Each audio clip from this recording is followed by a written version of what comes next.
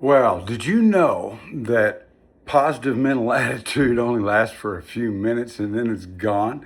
And Zig Ziglar said, it's like taking a bath. It's temporary, so you have to put it on every day. Well, I've just thought of something, and these videos are for me. I hope no one ever sees them. But that last video made me feel so much better. It's incredible. I've had no one to talk to for 44 years. I started out in self-employment at 20, turning 21 years old, and incorporated when I was 23, and had 100 and almost 200 salesmen working for me by the time I was 28. I never had anyone to talk to, no one to talk to. So all I did was buy thousands of dollars worth of tapes and listen to them over and over again. Here's one. I started off and I chased these people down. You remember Zig Ziglar? I got to have lunch with him. I had him in my car with me.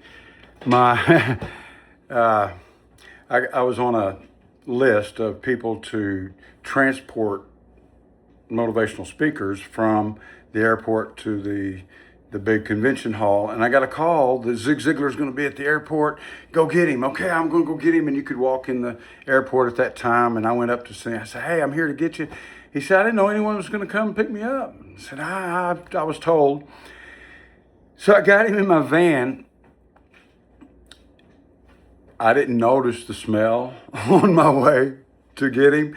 But as soon as I got him in, I smelled the soiled number 2 and number 1 diapers in the back seat. I mean, just exploded all over the place. I said, hey, Zig, man, I'm sorry about that. I didn't, he laughed. But I did all of that. I went, look, I listened to these 30 times in 3 months. Well, so the first 2 sons, we would ride in the car and I'd play those over and over again. I pushed them. I wonder about that. Can you push someone too much? But then you think about it, they're at the very top of their fields. My youngest son, I didn't do that.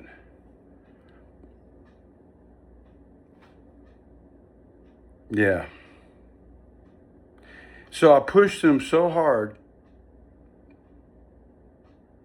Taekwondo, my oldest son. You know what? I've always done that. I've always gotten with the best. Taekwondo was brought to the United States from Korea in the late 50s to Little Rock. Well, naturally, we had a pretty good culture there. And when I want my boys to train, who did I take them to? The best, okay? There was this one top guy. He trained all the agencies. I'm not going to say what, but he trained everybody in the area. He kicked my tail when I got to free spar with him. He was a black belt. I was a blue belt. Amazing. Well, who did my boys get trained by? The best. You bet. I did everything for them. I did the best for them on everything. My oldest had a alphanumeric pager with an answering service, and no one even had a pager back then. Only doctors had one.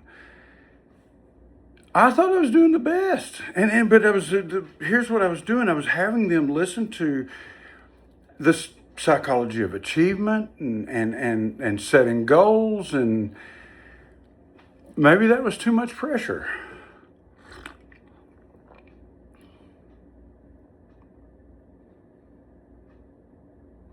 Kind of a paradox, isn't it?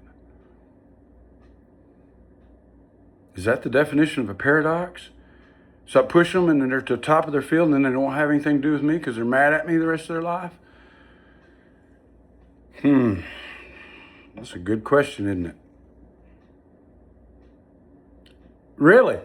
I had my boys exposed to and talking with and meeting and listening to Tom Hopkins, Brian Tracy, Zig Ziglar, I was putting that all into their brains instead of listening to that rock and roll music while they're riding in the car with me to the Sunday lunch.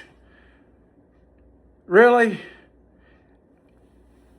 And here I am questioning myself, what did I do? What did I do? I bet there's a lot of other guys out there that feel the same way I do.